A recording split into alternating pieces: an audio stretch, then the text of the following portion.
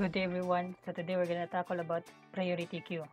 So ang priority queue kay ano siya 4 ka-operations. So mo niya atong i-tackle ron para mabawa na to maayo ang mga operations sa nila. So una itong button kay import dot asterisk. So ang pasabot ano niya kay katanan nga class or mga important mga class library kay ma-import sa ato ang kay Java file. So ikaduha kay .io. IO means kanang input ug output. Asterisk means mga extra functionality aning IO or input ug output. So ang atong una na itakol kay ang adding elements. So before that magkwanta na maghimutag atong object atong gamiton para ma-satisfy na to ang iyang pag-call o pag-method call. So una itong button kay priority queue. Sunod kay magbutang ta og iyang wrapper class. Kaning wrapper class niya kay mao ning mga string, integer, guban pa. So ang gamiton kay integer. Sunod ani na line kay ang iyang object na pangan kaning PQ equals priority queue. Dili kay sudanan sa ni sa wrapper class. Pwede ni siya butangan or dili. So mas prefer siya kung butangan nato siya og wrapper class siya dili bita. Sunod kay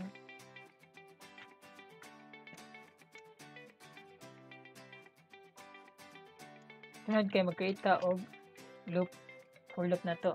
So end I is equals to 0. Nya I is less than 3 and I plus increment. Sunod kay mag-add ta og value sa atong object. So atong object kay PQ man, so mag-start ito PQ. PQ.add may siya kay mo nitong method na built-in na daan sa ato ang i-import nga priority. Kay ang priority queue kay masud ni siya diri sa kay asterisk means kay universal ni siya daan na value. So ato butangan og I diri na value. So I PQ add 1. Sunod kay ato siya ni output.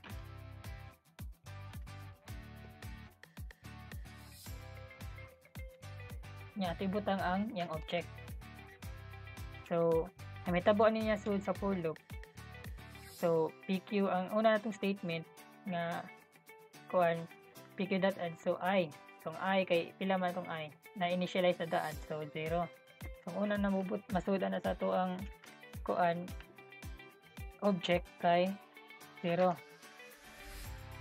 Kana siya 0. Sunod na statement kay 1. So butang nga to 1. Masud siya sa atong object. Sunod kay mubalik siya sa babaw kay naka-looping man ta. So ang I karon kay ma-incrementan siya tungod ang I++. Ang I kay mo na siyang 1. So PQ.add I 1. Sunod kay na statement kay PQ.add nya 1. Sunod na increment pa jud ang I kay umanaw ta diri sa last nga statement sa tong for loop. So ang I na to ron kay may mo siyang 2. So masundan ang atong object nga PQ.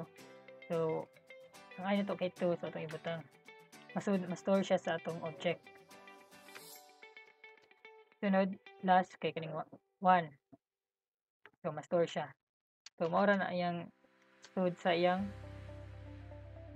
kaning PQ, which is atong objects naggamit aning para sa atong class nga priority queue. So ato siya din siya i-system.out print line. Means ato i-display ang value na nasud ni sa mga sud sa value ni PQ. So yan. So dira 0 1 1 1 2 1.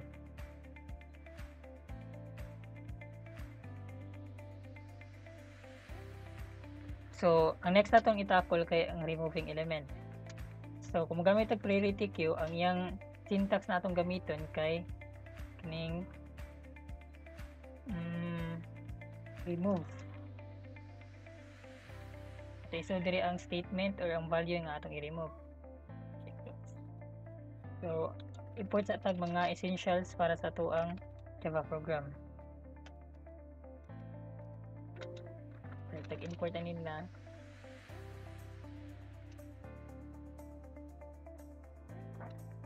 Sunod atong class na atong main. So maghimo na tag object para matest out nato ang removing element na operation sa atong priority queue. So na wrapper class. Karon magamit na tag string. Then ang pangalan sa yung object. PQ lang sad gapon.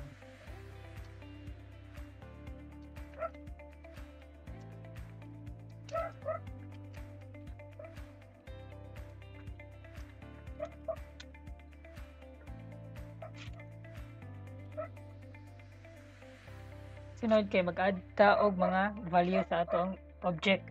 So this time kay string man, so na to siya pag-add. Tako naman nito tong add ganina. So add pq.add geeks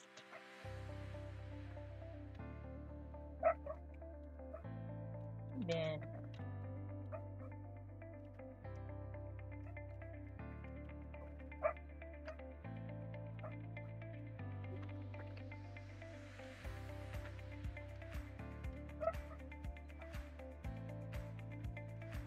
geeks pq.add.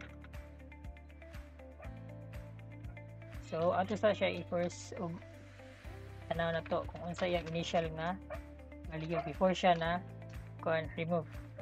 Okay.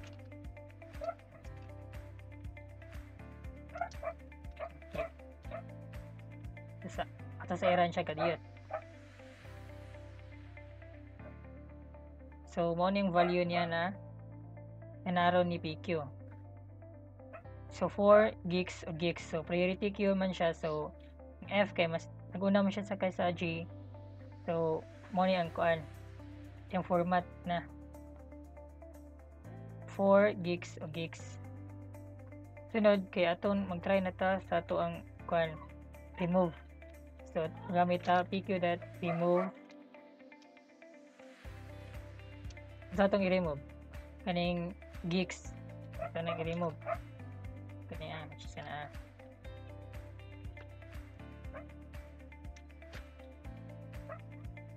Yeah. Karon kay ato na siya siyang i-output tanan na to kung saan na nabilin siyang object na value. So after remove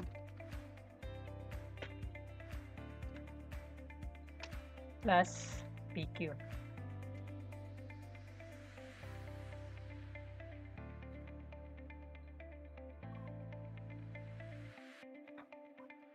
So nabilin kay 4 o gigs na lang. So kani siya una na gigs kay mo ni natangtang. After na to gigamit ang pq.remove. Yang value na gikuha kay gigs. Kani siya dapita. Sunod kay mo gamit ta og pull. Pull method na to. So pull method.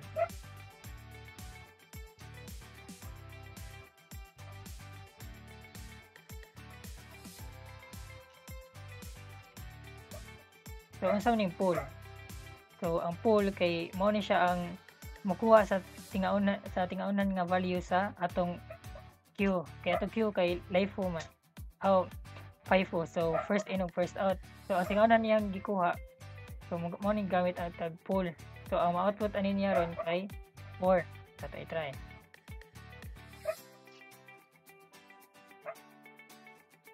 Kani mo ni siya 4. Kaya mo man na itong gigamit. So, kato siya na-remove na to sa object kay nigamit mo sa tag pull. So, wala na to siya na naputol na to siya sa itong object or na-remove. So, tanan na to kung unsa na nabilin sa ito ang object o value. Final.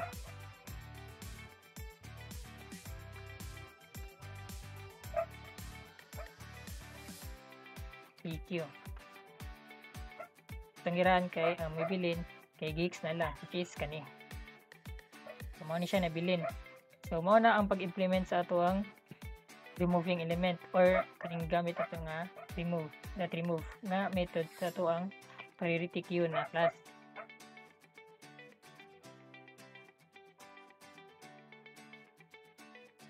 So ang ikatulo nga elements or operations na atong itakol karon kay ang accessing elements. So ang syntax ani niya kay object name dot pick, which means kanang tanawon niya or tanawon ra niya dili niya ibuwag sa object kung unsa yung tingawnan kay priority queue or queue man atong gigamit ron. So ang queue kay FIFO man. So tanawon niya yung tingawnan. Mao na pasabot ni pick. So mag-start ta og import ta universal input ug output para sa atong extra functionality. Then mag-create tag object. Ang object na to kay upper class. Gamit ang string din. PQ.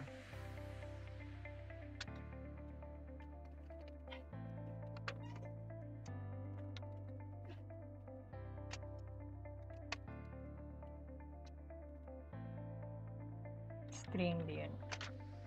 Kana.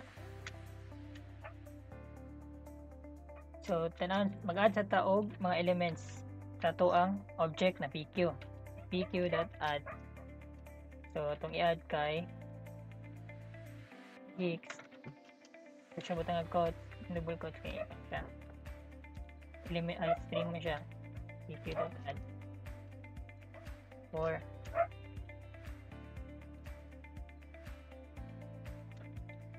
PQ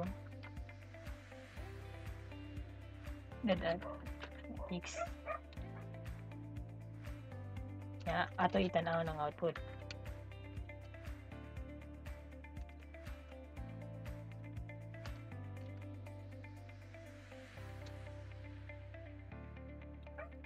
Then PQ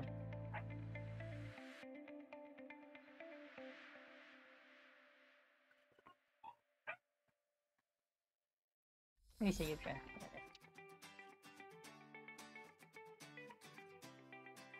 So ang nigawas sa tong output kay 4 gigs o gigs. Kani siya daan kay naka priority queue na siya. So from naka ascending order na siya. So 4 gigs o gigs. So ato na gamiton ng ato ang pick method. Kung tanaw na to unsay tingawhan na naa sa sud sa ato ang object na PQ or kani priority queue na to. So at una kay ato siya isud sa string element. First PQ yung object niya method call is kaning pick. Sunod kay ato ng output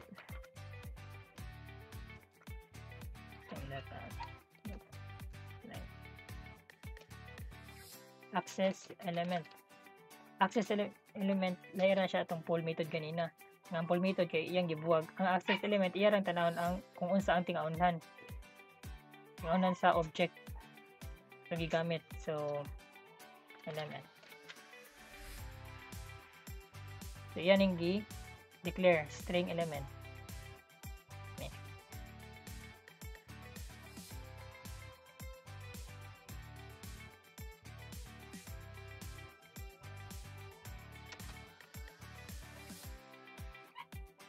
So ang nigawas kay 4.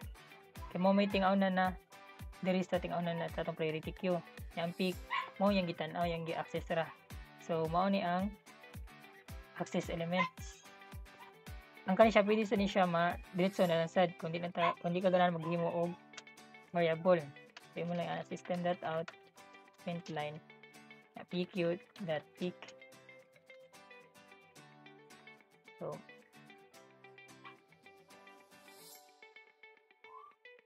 magawas kay 4. So mao ni siya ang accessing elements in priority queue.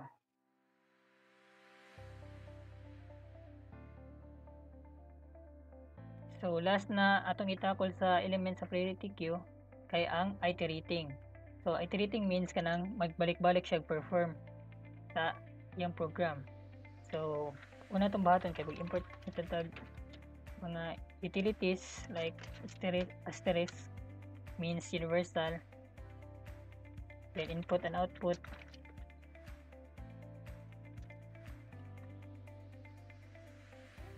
sunod kay himo na sa tag object. So priority queue, proper class, gamit tag string kaniya. Sunod itong pangalan sa itong object kay PQ class new priority queue.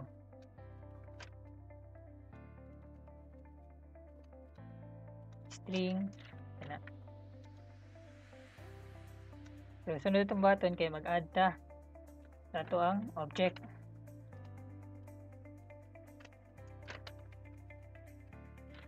Gex for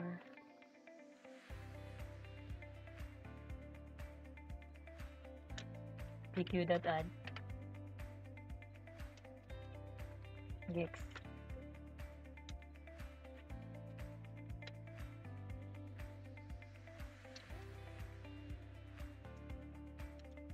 So kani kay mag-declare ta og iterator.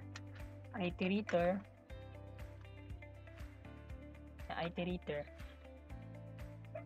equals to pq dot iterator.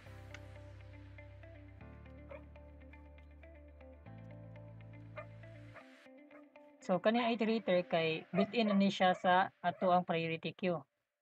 So naka-universal man ta siya, so no need na siya i-import. Kay kaning priority queue yan na naman siya daan sa built-in na iterator. Mo na itong gigamit. So iterator kani kay pangani mo na itong i-declare o mo na itong pwede gamiton pq.iterator. So mag-condition na ta. Ngayon, while iterator as next, kung na pa siya next value, so yan ang i-print, yan ang i-execute ang sunod na linya. So ang sunod na linya kay ito na siya i-print line.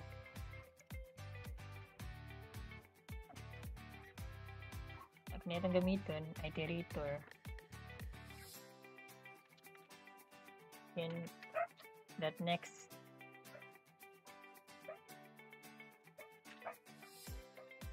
So ma-print na ni siya.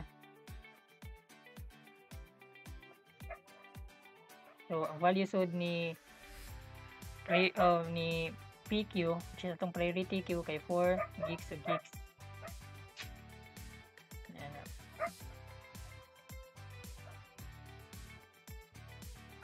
So wala na lang siya nakasud og column kanang braces kay atong siya gitag sa kuan print. So para to na akong gi-print line. So ang magawas kay buwag-buwag lang siya. Kay dili siya sa kabuo kay di man siya tagsa mo siya og kuan print sa each value sa PQ na to. So ang gawas kay 4 gigs o gigs. So mao na ang atong iterating or iterator. Built-in na siya daan sa ato ang priority queue. So mao ning gamiton nato. So salamat kay sa pagtanaw sa akong video no. Hoping ko na namoy mabawan sa akong or ma-learn sa akong video nga kuan kay 19 ninyo. So thank you for watching everyone. Goodbye.